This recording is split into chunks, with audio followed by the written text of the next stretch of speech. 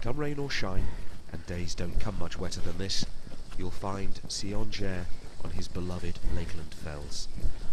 4 years ago he was diagnosed with Alzheimer's, but walking these mountains every single day helps him to manage his condition. It's keeping my brain ticking over for a start, because it's getting oxygen around the brain cells that are left, if you like. Yeah. And that's enabling me to feel psychologically a lot better. And it's also helping me to feel as though I've still got something that I can do and cope with on a day-to-day basis. And so long as I can keep doing this, coming out to mountains and enjoying the countryside and the physical activity as well, then, you know, I'm not worried about the diagnosis of Alzheimer's so much. Sion tells me he's not afraid of death, but is concerned about the impact his failing health will have on those closest to him, especially his partner.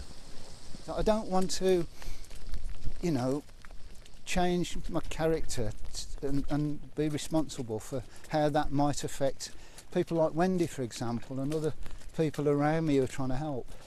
That's what worries me more than my own destiny, if you like. Drying out in the pub, Sion tells me how he's anxious to share his intimate knowledge of the fells while he still can. While I've still got the ability to be able to explain and teach something that I've been doing for years, then I will do that and pass it on. And, you know, the ultimate aim is to give people the confidence individually to go out into these kind of areas in weather like this, or if they find themselves, you know, caught out by weather like we've had today, they can find their way around. He's well aware that dementia is changing him, sometimes affecting his personality. But as well as the mountains, he has Wendy for support.